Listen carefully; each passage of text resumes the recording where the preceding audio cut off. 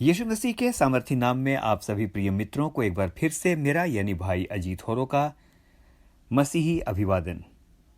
Yeshu Sahay, praise the Lord और जय मसीह की। मित्रों, मैं प्रभु का धन्यवाद करता हूं कि निरंतर आप इन संदेशों को सुनते हैं और इन संदेशों के द्वारा आपको आशीष मिलती है। आप लगातार मुझे लिखते हैं, जब लिखते हैं तो मेरा मन आनंद से भर जाता है, इसीलिए कि इन वचनों को सुनने के द्वारा हम में से हरेक के जीवनों के दृष्टिकोण को परमेश्वर बदल रहा है। यकीन माने, आज एक बात मैं आपके साथ शेयर करना चाहता हूँ। इन वचनों की तैयारी करते करते मैं भी अपने जीवन को एक नए दृष्टिकोण से देखने लगा हूँ। हम में से हरेक को प्रभु आशीष दे। इन दिनों जिस श्रृंखला पर हम चर्चा कर रहे हैं वो श्रृंखला है मत देखिए। मत देखिए से तात्पर्य है उन चीज़ों को नहीं देखना जिसे परमेश्वर नापसंद करता है। तो इस श्रृंखला में हम चर्चा करते हैं क्या देखें और क्या नहीं देखें।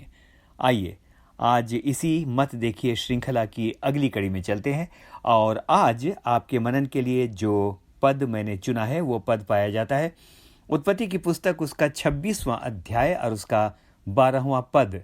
और इसमें इस प्रकार से लिखा है, फिर इसहाक ने उस देश में जोता बोया और उसी वर्ष में, रिपीट करूंगा, और उसी वर्ष में 100 गुना फल पाया और यहोवा ने उसको आशीष दी। दोबारा इस पद को आपके लिए पढ़ना चाहूंगा, ध्यान दीजिएगा प्लीज। उत्पत्ति 26 और उसका 12वां पद। फिर इसहाक ने उस देश में जोता बोया और उसी वर्ष में, इसको रिपीट करूंगा, उसी वर्ष में 100 गुना फल पाया और यहोवा ने उसको आशीष दी। मेरे मित्रों, मैंने यहाँ इन शब्दों को रिपीट किया था, उसी वर्ष में, यानी बाइबल किसी विशेष वर्ष की बात बता रही है। कौन सा वर्ष था वो जिसमें उसको 100 गुना आशीष मिली? कोई विशेष वर्ष तो इसको होना चाहिए क्योंकि लिखा है उसी वर्ष में। तो आइए इस वर्ष की चर्चा करते हैं। कौन सा वर्ष था ये? इस वर्ष की विशेषता क्या थी? तो इसका उत्तर हमको मिलता है उत्पत्ति 26 और उसका पहला अध्याय। उत्पत्ति 26 और उसका पहला पद लिखा है, उस देश में अकाल पड़ा। यह पहले अकाल से अलग था जो अब्राहम के दिनों में पड़ा था। मित्र, यहां पर उस वर्ष की चर्चा हो रही है जिस वर्ष में अकाल पड़ा था। It was the year of the famine, it was the year of the crisis. ये वो साल था जिसमें इसहाक ने 100 गुना फल पाया और यहोवा ने उसको आशीष दी। ये वो साल था जिस साल उस देश में अकाल पड़ा था। है ना बड़ी अद्भुत बात? अकाल पड़ा है और परमेश्वर ने उसको 100 गुना आशीष दी। क्यों? ऐसा क्यों कर संभव हुआ? क्या देखा इसहाक ने? हम बार बार चर्चा कर रहे हैं ना, मत देखिए। इसहाक ने क्या देखा और क्या उसने नहीं देखा कि उसको 100 गुना आशीष मिली, और वो भी उस वर्ष में जबकि अकाल पड़ा हुआ हो। What did he see? तो यहाँ पर मेरे मित्रों एक पद और आपके लिए पढ़ूंगा कि जब अकाल पड़ा तो एक बड़ी अच्छी बात लिखी है। यही उत्पत्ति की पुस्तक, उसका 26वां अध्याय, उसका दूसरा पद, और वहाँ पर लिखा है, वहाँ यहोवा ने उसको दर्शन देकर कहा, मिस्र में मत जा, जो देश मैं तुझे बताऊं उसी में रह। तू इसी देश में रह और मैं तेरे संग रहूंगा और मैं तुझको आशीष दूंगा। और 6वां पद कहता है, इसीलिए इसहाक गरार में रह गया। गरार वो जगह थी जहां पर कि अकाल पड़ा था। मेरे प्रियो, क्यों इसहाक वहां पर रह गया? अकाल को यदि वो देखता तो बहुत नकारात्मक हो जाता। यहां तो बड़ी बुरी स्थिति है, पता नहीं आज भोजन मिल रहा है, कल को मिलेगा या नहीं मिलेगा। जब वो देखता होगा कि बहुत लोग भूखों वहाँ मरते होंगे या भूख से जब तड़पते होंगे, उनके परिवार जब मारे मारे फिरते होंगे, तो जो कुछ सामने दिखाई पड़ रहा था वो बिल्कुल भी, आपके सामने इस समय बड़ी स्पष्टता के साथ कहना चाहता हूँ, एनकरेजिंग नहीं था। ये एनकरेजिंग सीन नहीं है कि अकाल पड़ जाए, बहुत लोगों को खाना ना मिले और आप भी वहाँ पर हैं, शायद 1-2 दिन का राशन बचा होगा, उसके बाद क्या होगा? This is not a very good scene. It's not a very good situation. यदि इस नकारात्मक परिस्थिति को देखें तो सबसे पहला निर्णय ये होगा कि मुझे अब यहाँ पर नहीं रहना है। जितनी जल्दी हो सकता है मैं यहाँ से निकल चलूँ, क्या पता कल अकाल की चपेट में मैं भी आ जाऊँ। Isaac, he could have thought this way, वो इस प्रकार से भी सोच सकता था, लेकिन मैं परमेश्वर का धन्यवाद करता हूँ कि परमेश्वर ने उसको कहा इसी देश में रह और मैं प्रतिज्ञा करता हूं कि मैं तुझको आशीष दूंगा। मित्रों, इब्रानी 11 और उसके 1 में यदि आप देखें तो विश्वास की परिभाषा है, क्योंकि विश्वास आशा की हुई वस्तुओं का निश्चय और अनदेखी वस्तुओं का प्रमाण है। इसहाक को उस देश में कोई भलाई दिखाई नहीं पड़ रही थी। Physically there was nothing all right.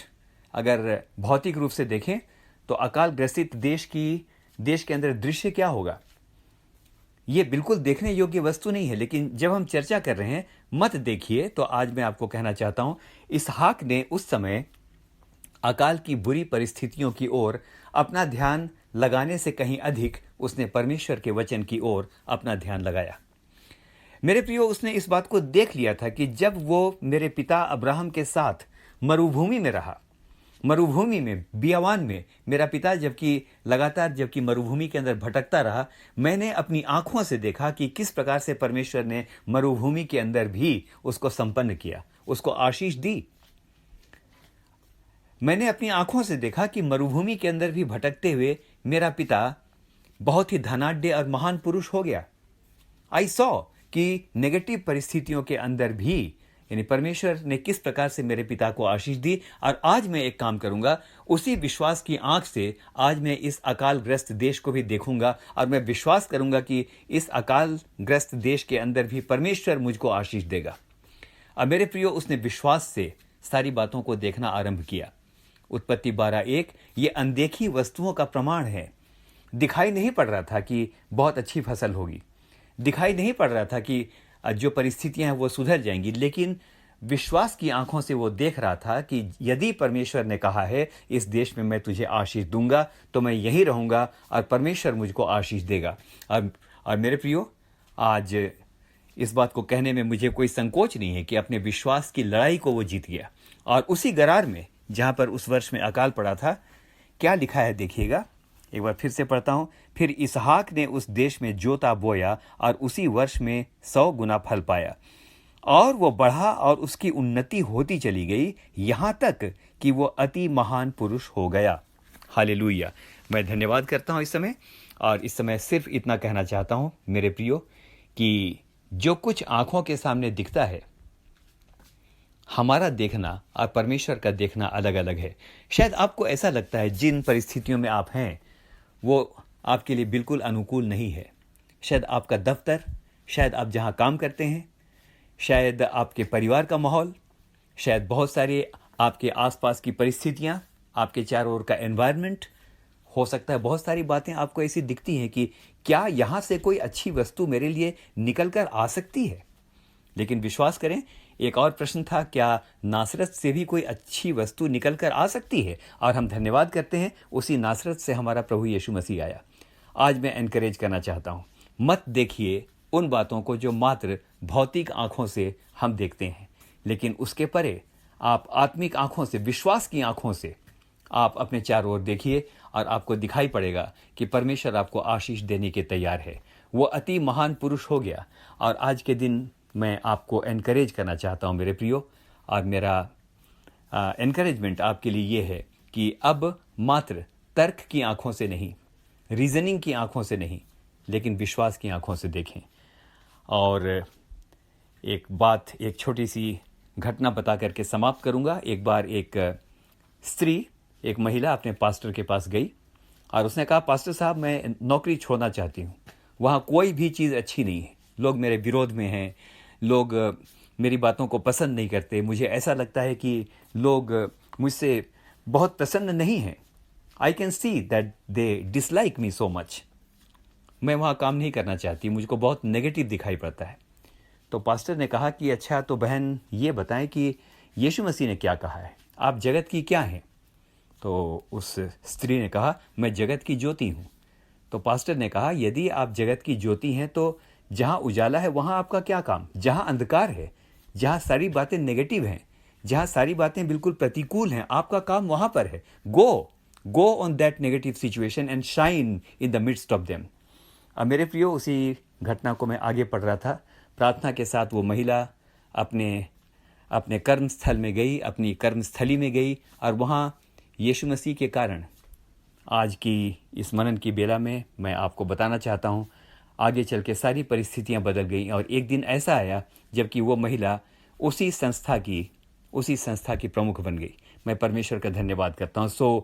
आज एक बार फिर से सकारात्मक ढंग से अपने परिवार को देखिए, सकारात्मक ढंग से आप अपने चारों ओर देखिए, सकारात्मक ढंग से अपनी कर्मस्थली को देखिए, सकारात्मक ढंग से बेशक बहुत बातें बहुत ही विपरीत दिखाई पड़ती हैं, लेकिन विश्वास की आंखों से देखें। और मैं इसी आशीष को आपके लिए आज के दिन इम्पार्ट करना चाहता हूँ। अकाल होते हुए भी इसहाक ने उस देश में जोता बोया और 100 गुना आशीष पाई। आपको परमेश्वर आशीष दे, यीशु मसीह के नाम पर आमीन। आइए प्रार्थना करेंगे। सामर्थी पिता परमेश्वर, आज की इस मनन की बेला में अपने एक एक इन प्रिय मित्रों को मैं आपके हाथों में सौंपता हूँ। प्यारे प्रभु जी, जो परिस्थिति थी उसके अनुसार तो इसहाक को उस अकाल के एक क्षेत्र को छोड़कर निकल जाना चाहिए था, लेकिन आपका धन्यवाद करता हूँ कि आपकी प्रतिज्ञा उसके साथ थी, तू यहीं रह और मैं तुझे आशीष दूंगा। आज के दिन कहना चाहता हूँ मेरे मित्रों को भी आज आप इसी प्रकार की आशीष देना चाहते हैं कि जहाँ पर तू है वहीं पर मैं तुझको तेरे विश्वास के युद्ध के कारण, मैं तेरे विश्वास के कारण तुझको आशीष दूंगा और मैं तुझको वहीं पर फलवंत करूंगा। तो प्यारे प्रभु जी, आज के दिन इनमें से हर एक को बहुतायत के साथ आशीष दें। धन्यवाद करता हूँ प्रार्थना को सुनने के लिए। एक बार फिर से आपका आनंद हम में से हर एक के जीवनों के अंदर भर जाए, आपका कॉन्फिडेंस हम में से हर एक के जीवनों के अंदर भर जाए।